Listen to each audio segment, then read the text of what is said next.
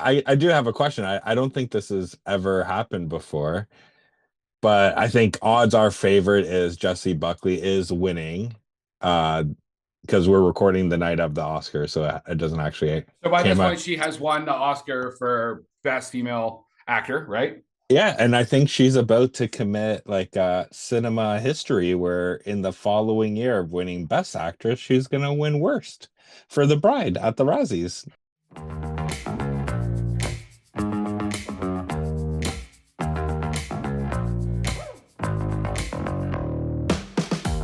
I don't know who Ritz is, but I'm fucking blaming him for this because we're talking movies. We're talking The Bride, starring Jessie Buckley and Christian Bale, directed by Maggie Gyllenhaal. Chris, I know it's terrible, but now we'll just have to live. I I would prefer not to.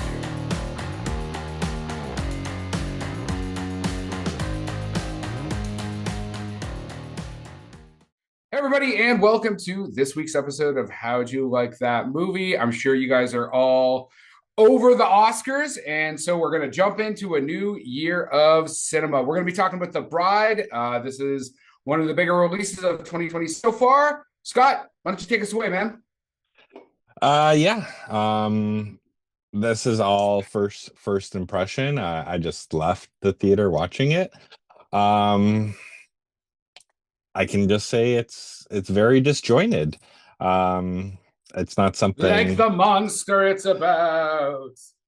Yeah. It just literally seems like I'm just gonna put this piece of movie in here and this piece of movie here and try to make something out of it. Do you hold on, Scott? Can you rattle off a pretty good like plot synopsis, or even just Uh, tell our audience what this film is yeah, about? pretty much. It's 1930s, and Frankenstein asks a doctor to help him create a companion because he's lonely. So So this is kind of like Maggie Gyllenhaal's remake of the what 1939 Bride of Frankenstein. I guess would be the closest parallel. I guess, but wasn't there one in I'm gonna say the 80s with Sting and Jennifer Beals called the Bride, where Sting played Frankenstein and Jennifer Beals was like the Bride of Oh, I don't know. Frankenstein. You keep talking. Let me look that up. Keep going. Keep Yeah, going. like I remember that, and then it was like something to do with fucking Frankenstein getting jealous because Sting was fucking Jennifer Beals. That's all I remember of it because I was Yeah. a So what kid. I've got here is 1985, The Bride. And yes, you are correct. It has Jennifer Beals, Sting, Clancy Brown, David Rappaport. I don't know if he's related to the other one. Oh, Carrie Elves is in this. Oh my God, this is actually keep talking to the audience. Let me see. Let me pull up some info here. You're like, why didn't we watch that Well, movie? because I want to know if this is also because there's elements of 1970s Brooks, like Mel Brooks, Young Frankenstein in this movie too. Perhaps I could help you with that hump. What hump? So this film really is just like a bunch of composites. So yeah. So what was your you Yeah, just saw it today? What's your takeaway? I'm gonna look up this film while you're yeah, talking. like I didn't enjoy it. And if I didn't pay for the ticket, I probably would have just turned it off 20 minutes in. But I'm like, fuck. Chris made me not go on cheap day, so I paid $20 for this. So I am going to have to sit here and endure this. I do have a question. I don't think this has ever happened before, but I think odds are favorite is Jessie Buckley is winning, uh, because we're recording the night of the Oscar, so it doesn't actually So by this came out. point, she has won the Oscar for Best Female Actor, right? Yeah, and I think she's about to commit like cinema history where in the following year of winning Best Actress, she's gonna win Worst for The Bride at the Razzies at next year's. So first off, I would actually 100% push back about that. I actually think that the her acting performance in this is fucking fantastic. I think that she is given a lot of weird ass shit to do, and she fucking executes it. Like, so, okay, so in this film, Jessie Buckley has to play, she plays both kind of like the reincarnation of Mary Shelley. Like she's literally the character she's embodied is Ida, and Mary Shelley's voice with a British accent. Jessie Buckley's Irish, but with like an English accent comes out. She speaks with that accent, and then she will move back and forth between Ida, who speaks with like I believe it's the 40s, not the 30s, but 40s, 30s or 40s, like Chicago. Like if you've seen Boardwalk Empire, like that kind of accent. Like, hey, a boot about bootlegger. What's it called? Bootlegger. I don't know. Like I'm just gonna let Prohibition you. era kind of stuff. Like what those old timey flappers, which I am aware is the 20s. So her acting, like her ability to pull this off, those characters are very different. She's doing them out of the same body. Like it's not just voice. Like there is a voiceover component. I don't think you can give her a Razzie for this. You can be like the script is garbage or the script is disjointed, but her acting is on point. Same with Christian Bale, like as the monster, as Frankenstein, like like like again, there's no issue with the acting in this film. That's one thing. So keep going, Scott. We'll keep walking through this. Oh yeah. So you keep on telling me how I'm wrong. All right. Again, this is all off of the top of my head because I just Hold finished on, just watching actually on the this. topic of this. So like Jessie Buckley, like I did a quick background check. So she was in The Lost Daughter, which is also Maggie Gyllenhaal. I'm going to tell you right now, Maggie Gyllenhaal may not be a great director, but she's even a worse writer, right? And so, like, both of her films I've had problems with, not because she's like a woman, not because I don't think, like, The Lost Daughter is actually based on a novel. I'll tell you, one of the things I think that gives her movies any type of grounding is she's Maggie Gyllenhaal. She gets decent budgets and she brings in the best actors. Like The Lost Daughter is super anchored by Olivia Colman, and Jessie Buckley is in it as well. But Jessie Buckley was also in Hamnet, which is obviously the film that she's going to win the Oscar for. She's in Women Talking, and she was in the TV series Chernobyl, which she was plays like a Ukrainian or Russian or like Slavic scientist. Like this woman does all the accents. She's an amazing actor. I am so excited to see where she goes after she wins this Oscar. So, okay, keep going. I just want to really tell everybody about Jessie Buckley there. Okay, so I'll tell you where she goes after she wins the Oscar now, to the next Marvel movie. Do we still do that? Is that still a thing that happens? Or Probably they're like, let's fucking well, I guess do they're doing this. Doctor Doom, right? So Yeah.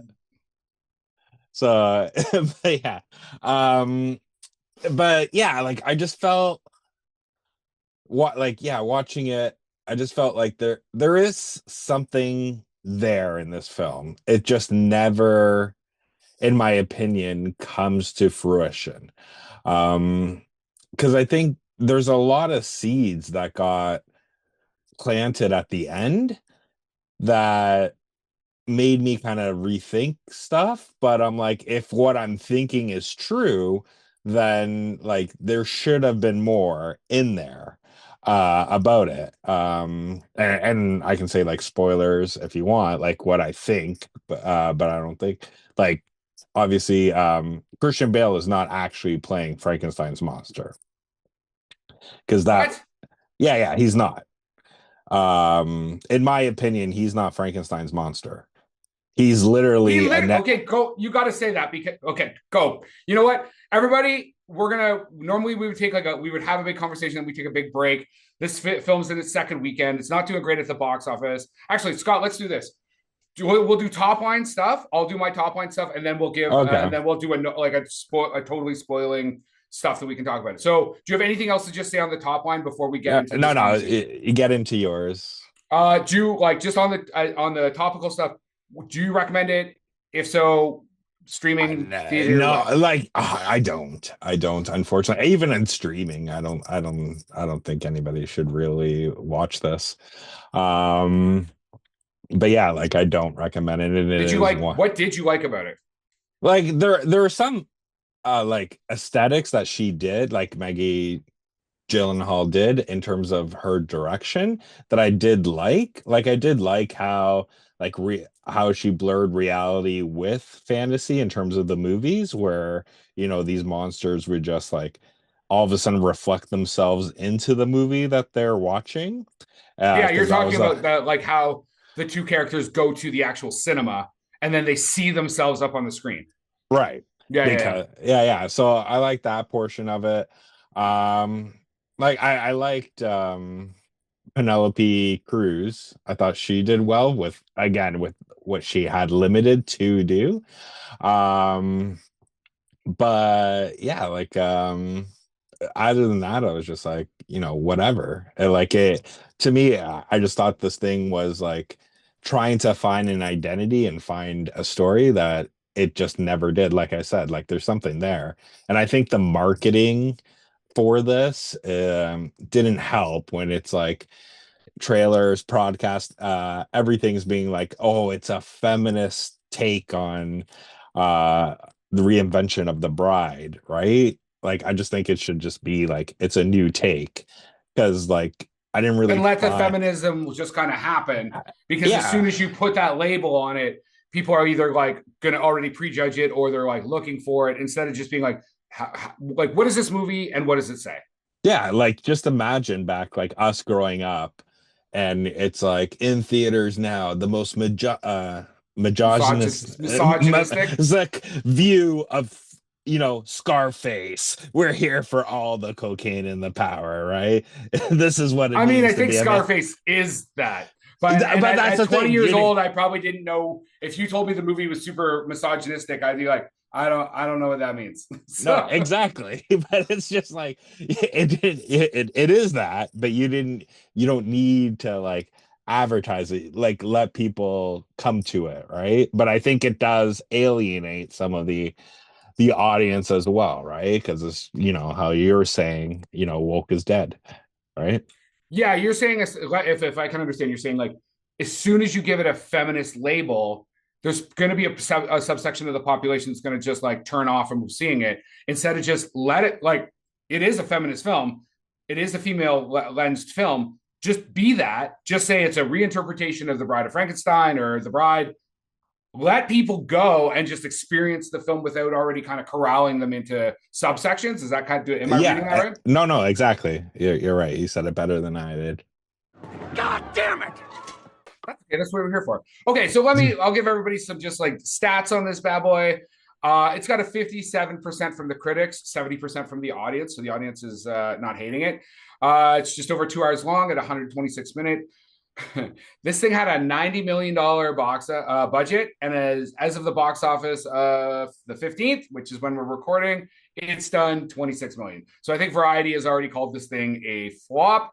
And obviously, it is based on Frankenstein or the Modern Prometheus by Mary Shelley.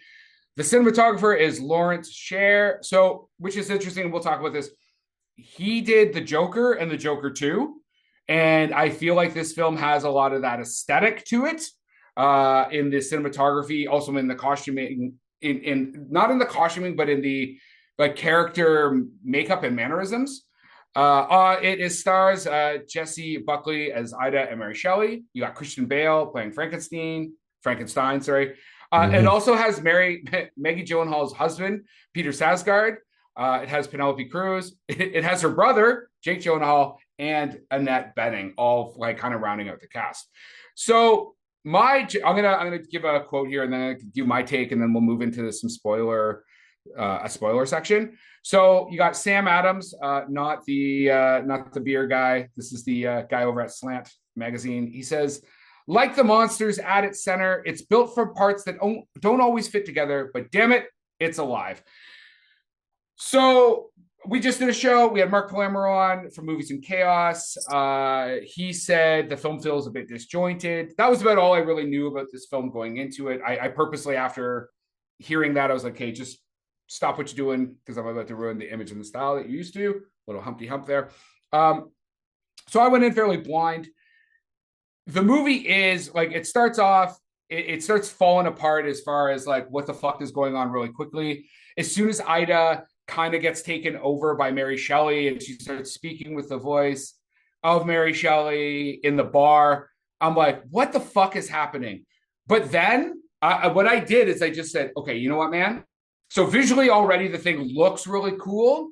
I'm like, I'm not even going to try and make sense of this movie. Okay. I am just going to sit here for 2 hours and I'm just going to let this happen to me. I'm just going to let it happen, baby. I'm just going to let it happen.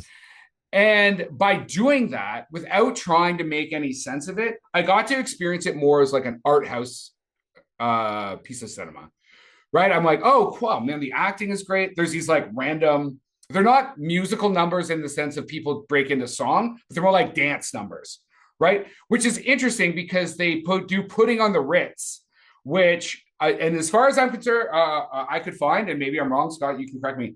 The only time you see Frankenstein do Putting on the Ritz is from Young Frankenstein, the Mel Brooks film. Why don't you go where fashion sits? Like, is there another version of that? Not that, well, now this one. Yeah. Yes. But like, it wasn't like, I'm not missing some other 30s, like Monster Rally film, right? Like that is the one that they're taking from, right? I believe so. Yeah. I don't know of any other, like, I don't remember Boris Karloff doing it. Doing Putting on the Ritz. Yeah. I think the Putting on the Ritz is actually a song from the 80s. So I don't think you could do it. So aesthetically, you're like, this is cool. I don't know why they're doing this other than homages. And also some of the dancing becomes kind of like Thriller-esque, right? Like the choreography and stuff. Again, I'm like, okay, like I appreciate this stuff. It looks cool, but again, not doing much for the plot. So I think I would recommend if you were going to see this. So to me, this film is very like punk rock or like psychobilly. Like, even though psychobilly is more like 50s, like if you're into like ghoul rock, the Misfits, like that kind of goth vibe, like there are going to be bars I go to next Halloween where I'm going to see this version of Frankenstein and his bride. 100%. Like 100%. Right? I think that is it Jacob Elroy, the one that was the sexy Frankenstein from Del Toro's film? Yeah. No, yeah, Jacoby Elroy or something. I don't know. I never say his name. I think that if you're in Ontario, and especially Toronto, the Church and Wellesley area, if you're in the gay ghetto, you're going to see a lot of that Frankenstein. And I think if you're in the like rock and roll Halloween parties, I think you're going to see a lot of this Frankenstein. I think that this is going to be a bit of a cult hit because there's also just like a lot of just wild, like that party scene. Like that, it's not it's like an underground dance party or whatever. Like it reminded me of the movie like Babylon, like the hedonism happening and the strobing lights and like I said, there's a lot of stuff to feast your eyes on. Just don't even try and have the movie make sense because it essentially devolves into. And I saw comparisons to Natural Born Killers, and I actually think this is more Bonnie and Clyde. Which yes, Natural Born Killers is like a modern adaptation, but I mean. The time period and even like the car shootout at the drive-in and stuff like that, like or even with the cops, like it was much more reminiscent of some of the like shots from what is that 1970s is when Warren Beatty did Bonnie and Clyde. I believe it's in that era. Yes. 60s, 70s? Yeah. I think it's 60, like late 60s, early 70s. No, I get what you're saying and stuff like that, but like I didn't hate it. I definitely didn't hate it, but I had to kind of just say, you got to stop trying to watch this like some properly structured film because it's fucking, again, like a Frankenstein monster. It's just a bunch of shit stuck on ownership. Like, why is Mary Shelley's voice speaking? Like, if she's possessing her, why doesn't she just possess her and not speak with her voice? When she speaks with her voice, why does she have a British accent? Like, as soon as you stop wondering why and you stop caring, you're just like, oh, okay, this is kind of wacky. It's kind of kooky. It's like watching Rocky Horror Picture Show. You know what I mean? Yeah. Okay, so do you want to get into like the spoiler thing? Sure. So Bonnie and Clyde is 1967. Just for everybody that was listening. And it's Faye Dunaway and Warren Beatty with Gene Hackman. What I also found interesting is in that the whole like discourse about Bonnie and Clyde is that Warren Beatty is actually married to Annette Bening. So I thought there was an interesting. You got a lot of people married to people and connections, or I'm making connections. Even if you're watching the video, like the photo behind me of Frankenstein and the bride in the car is again very, very Bonnie and Clyde. So yeah, Scott, do you have anything else before we move into spoilers? No, I'm good. Okay, so in 3, 2, 1, we're kind of open season on the movie. Okay, so Scott, you're saying you don't think that Christian Bale is playing the Frankenstein from Switzerland? No, Okay, no, go. no. Like, because here's the thing, like, because this film establishes Mary Shelley, Mm-hmm. and she literally states at the beginning that Frankenstein was a story she wrote. Mm-hmm. And now the new one's going to be scarier. Um, when you get to the final act, before the Bonnie and Clyde ending, um, Annette Bening's talking to Jesse Buckley because of what happened to Christian Bale. And then she starts telling the story about her great love and Yep. how her great love died, but she brought him back and he couldn't remember her. Okay. Just like Jesse Buckley, when Ida died, she couldn't remember anything of her past either.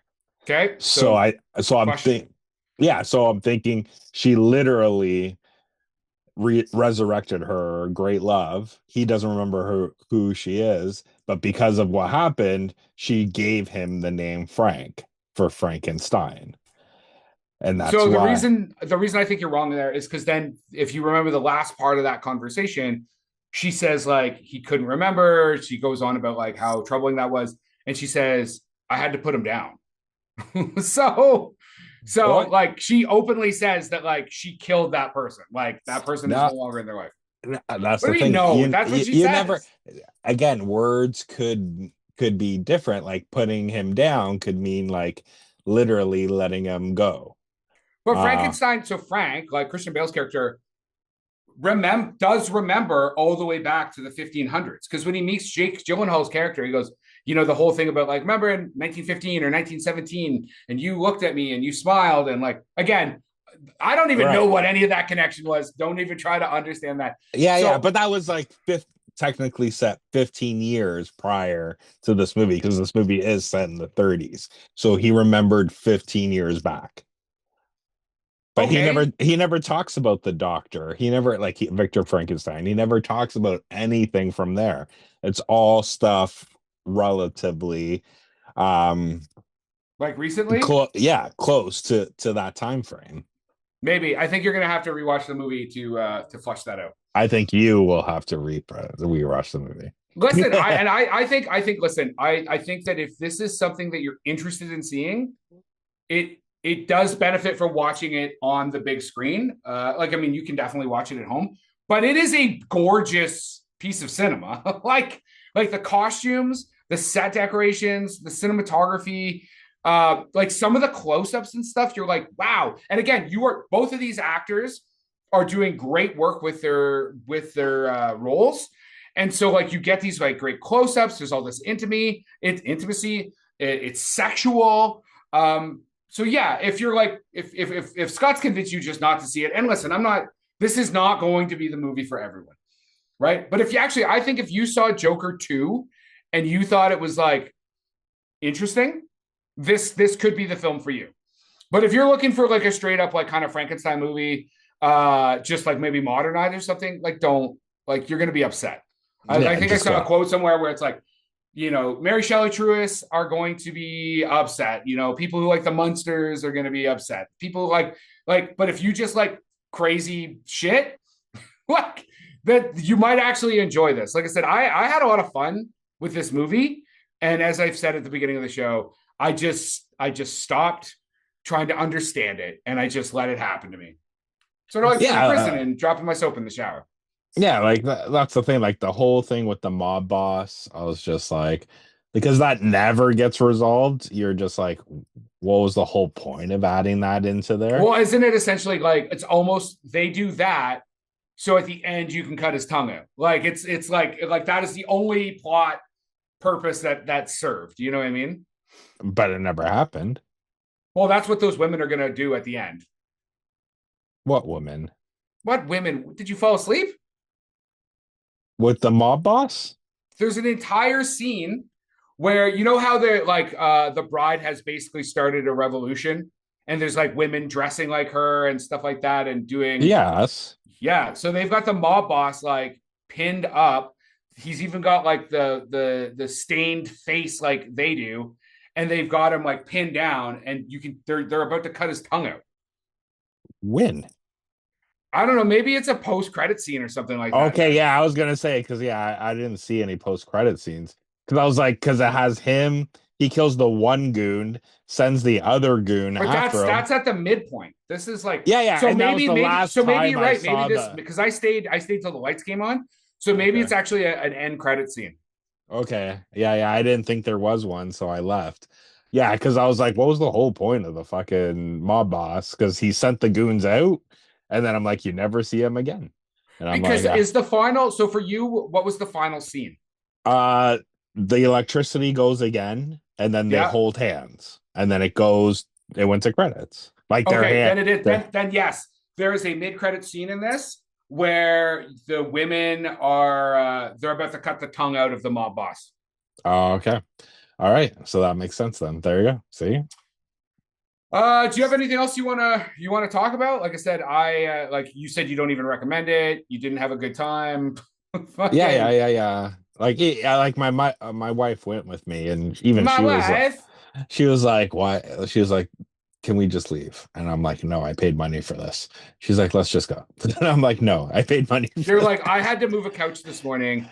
yeah. I'm watching my movie.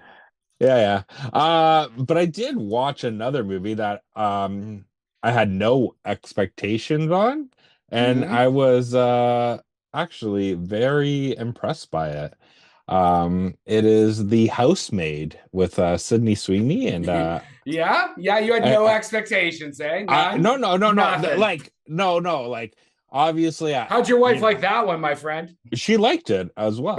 Oh, Yeah, yeah, like I'm pretty sure like Sydney Sweeney has the same writer as Chris Hemsworth that she has to be topless in every one of her movies. that's not her But rider. That's like in the contract why you're getting onto the picture. Like, oh, I'm pretty sure it's her. She's like, while I got these, I'm flaunting them, and even when I don't got these, I'm flaunting them. okay, so Um, what is it a thriller? Like what's the deal yeah, on this yeah, film? yeah, yeah. It is, and it is done like fucking well too because it does like there's like I'd never read the book, had no idea about the book like or anything like that, but it does like this like mid-movie turn like twist, and Okay, it don't is spoil it because I no might no I no might I'm like. just saying it is so well executed that like I didn't see it fucking coming, and I was like holy shit. And then but yeah, like and then it goes on, and I was extremely fucking impressed by it. Like again, I went in with no fucking expectations, and I'm like, this is fucking done very well. Like Amanda Seyfried. Siegfried or whatever, or Yeah, Siegfried, yeah, yeah, yeah. Siegfried. Like she like when you talk about like you know playing two parts, like two different kind of people, like she did it so fucking well too, right? Like that, She's a and fantastic actor, which is so crazy because like if you think that like in Mean Girls, she's the I have ESPN and when my boobs ache, it's 90% chance that it is currently raining. Like she went from that to I believe she has an Oscar for supporting actor and or female actor, and like she's like considered like a like hands down proper A-list actor at this point. yeah, like I said, like she did fucking amazing, and that's the thing because her acting was so well. Like when the twist happens, right? It helps like in terms of not seeing it coming because she was able to like make you believe something, right? So yeah, so I was definitely very impressed with it, and I would recommend watching that one. Well, you're not the only one. Like I said, there's I think Mark Palermo also was like, it's not awful. So Yeah. okay. Okay, and you guys aren't saying like it's good because of the assets. No, like that's the thing, man. Like now you just become like you're just what's the word I'm looking for? You're just desensitized to them, right? Because you know it's one of her movies is gonna happen. I haven't even watched the one where she's a lesbian boxer, but I'm almost guaranteeing in that one too, she's gonna be topless. That's Chrissy, I think it's called. I think it's Yeah, called yeah, yeah. Chrissy. So that's the thing. There's probably like a Rocky 5 trainee montage where it's her in like the Russian wilderness carrying like a tree trunk, but just topless. Just That's like Rocky going, 4, by the way. That's Rocky 4. it is 4. Yes, you're right. Yes. Rocky 5 is awful. No, hey, I didn't hear no bell, Tommy. One more round. That's right. That's right. All right. Do you mind if I finish off this show with a quote, Mr. Scott? No, go ahead. Okay, we got Wendy Ide from The Observer in the UK. This gorgeously debauched film amounts to a chaotic and uneven, but oddly beautiful coalition of ideas, all captured by an agitated camera as electrically charged as the life force that reanimates the bride herself. And that is our wrap for the day. Please like and subscribe to this podcast. Tell your friends. If you want to get a hold of us, reach us at the www.howdyoulikethatmovie.com.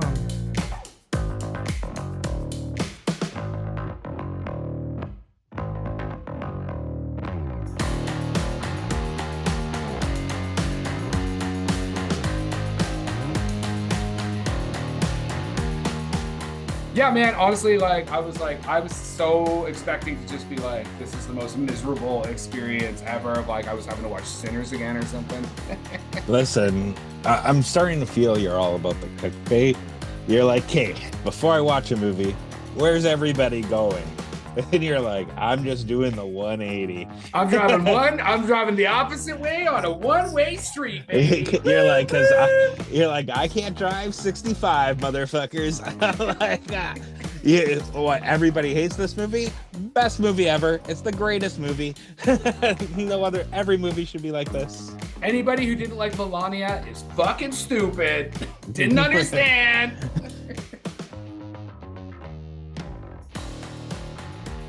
Production by Rod Shaver, Vader Monkey Productions.